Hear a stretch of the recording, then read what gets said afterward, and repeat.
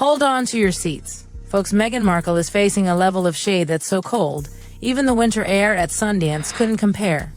So, here's the tea. Meghan Markle, former Duchess, all-powerful executive producer on the Cookie Queens documentary, is forgotten in the latest viral video. I'm not talking about a slip-up. No, this was a full-on snub by the director herself, Alyssa Nez. And honey, the internet is not having it. Picture this. A polished promotional video to hype up a documentary about female empowerment centered around Girl Scout cookie muggles. Alyssa, in her excitement, lists off the legendary women who've graced the Girl Scouts: Taylor Swift, Michelle Obama, Sally Ride, Serena Williams, the list goes on. But guess what?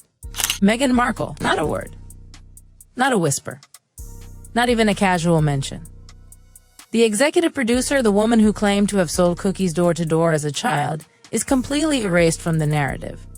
Now let's be honest, this wasn't a simple mistake. Directors don't accidentally forget to name-drop the executive producer, especially when that producer is one of the most talked about women on the planet.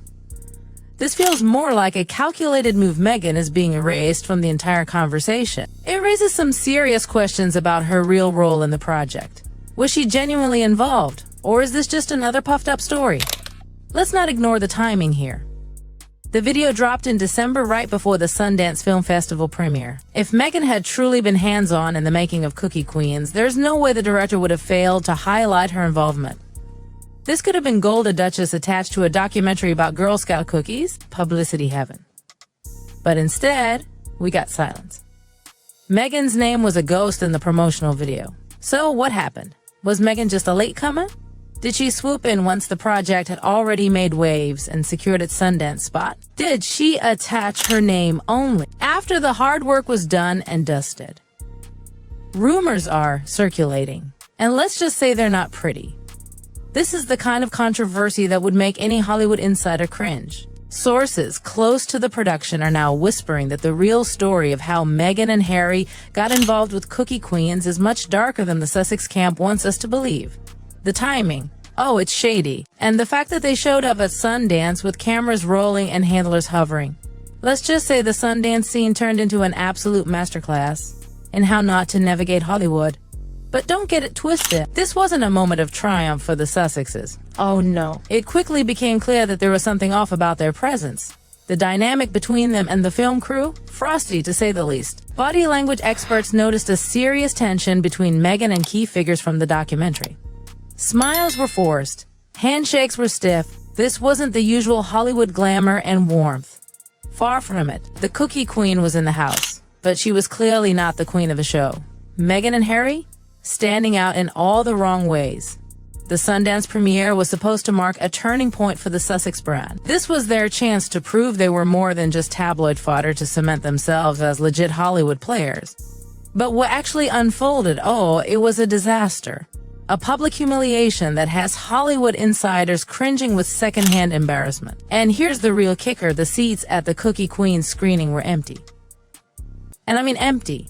A room that should have been packed to the rafters, especially with the Sussexes in the house, was only half filled. The festival crowd wasn't buying it. And the industry, well, they weren't exactly lining up to invest in the project. Meghan Markle, struggling to stay relevant. The Cookie Queen couldn't even fill a seat at Sundance. What does this tell us? That even her royal fame doesn't guarantee success in Hollywood. And when even Netflix passes on your project, you know your Hollywood dreams might just be crumbling to dust. But stay tuned, because this story is far from over. There is more to uncover, more whispers to be heard. And trust me, what's coming next will shock you. As if the buzz surrounding the Cookie Queens premiere wasn't enough to seal Meghan Markle's Hollywood flop, let's talk about her performance on stage at the event. Because let me tell you, it was a train wreck. First off, there's this unspoken rule in Hollywood. At premieres, the director speaks first, period. The director is the creative genius behind the film, the one who crafted every frame and guided the vision. But what did Meghan Markle do? She broke the cardinal rule and took the stage before Alyssa Nez, the actual director. Now, I don't know if Meghan thinks she's some A-list powerhouse who can rewrite the rules, but that's not how it works in real Hollywood. When the producer speaks before the director, it's a blatant power move, a sign of someone who believes they should always be at the center of attention, even when it's not their moment. And trust me, the room noticed, the insiders were shocked, and the energy shifted. It wasn't about the film anymore. It was about Meghan. But wait, there's more. While Alyssa Namaz was addressing the audience, trying to soak in her moment, Meghan couldn't even manage to stay still. Word on the street is she was moving around in the background trying to stay visible in the camera frame like a kid desperate to stay in the spotlight. You would think that someone with her experience would know how to just stand by the director, let her speak, and support the film. But no, Meghan had to make sure everyone knew she was still in the frame. And let's talk about how awkward the whole thing got when Alyssa referred to Cookie Queens as cute. Now, hold up. Cute. Cute. This wasn't just some fluffy documentary about a bake sale. This was a serious project, a Girl Scout documentary meant to empower young women, and here comes Alyssa calling it cute. Meghan's face said it all.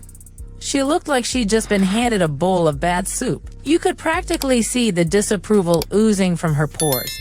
Meghan wasn't having it. You could tell that she wanted this project to be viewed as prestigious, as important filmmaking, not just something adorable or charming.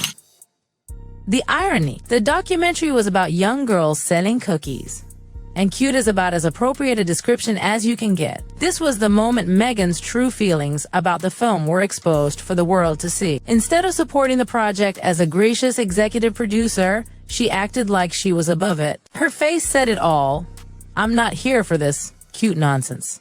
And again, the crowd noticed. The Hollywood insiders know how to read between the lines, and it wasn't lost on them that Meghan's ego had totally hijacked the night.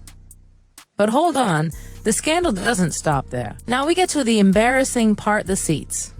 Oh, the seats. I don't think I need to tell you just how bad it was when the screening began and 150 seats were empty. Yes, you heard me right, 150. At a Sundance premiere. The Sundance Film Festival, one of the most prestigious events in the indie film world, and a screening for a documentary featuring Meghan Markle and Prince Harry. And there are hundreds of empty seats. As the screening went on, some of those empty spots were filled by waitlisters, the people who didn't have a ticket but still made their way in. But let's be real here, these were paying pass holders, people who dropped up to $6,900 for the privilege of being at the festival. And guess what? They didn't care enough to show up for Meghan's big moment. They opted for other films, even when Meghan and Harry were supposed to be the main event. If that doesn't say Hollywood rejection, I don't know what does. It gets even worse when you consider that other films at Sundance, like Olivia Wilde's Don't Worry Darling, were turning people away. That's right, 100 people couldn't get in because the demand was so high.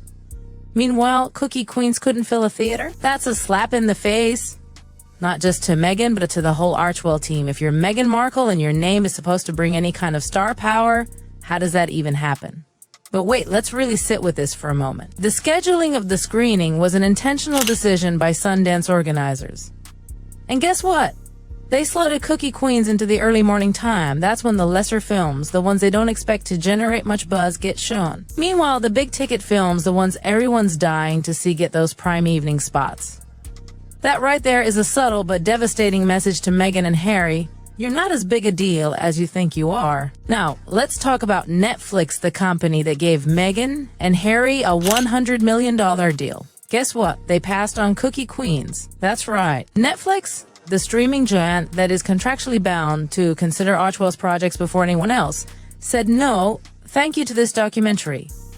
If that's not the writing on the wall, I don't know what is. When Netflix, the very company that's been carrying Meghan and Harry's Hollywood dreams on its back, won't even touch your project. That's real trouble. It's clear Cookie Queens isn't just struggling because it's a documentary about Girl Scout cookies. It's struggling because of the Sussex brand. Hollywood has begun to view them as bad luck. The numbers don't lie, Meghan, and Harry's projects don't pull in the viewers. The excitement is gone. And now industry experts are questioning whether they even have a place in Hollywood. This entire fiasco, from the empty seats at Sundance to Netflix passing on their project, is a public spectacle of what happens when celebrity doesn't equate to substance. It's a crash course in the ugly reality of Hollywood. Meghan and Harry thought they were going to waltz into Tinseltown, and prove themselves as serious players, but cookie queens just prove that their star power isn't what they think it is. And now, here's the million-dollar question. Did the director of this film purposely erase Meghan Markle from the conversation? Or was this an accidental slip-up that's revealing a deeper truth about Meghan's lack of involvement in the project? Let's face it, either scenario is devastating. The internet is buzzing, and you need to drop your thoughts below. This one is far from over. Like, subscribe, and stay tuned for what's coming next. You won't believe it.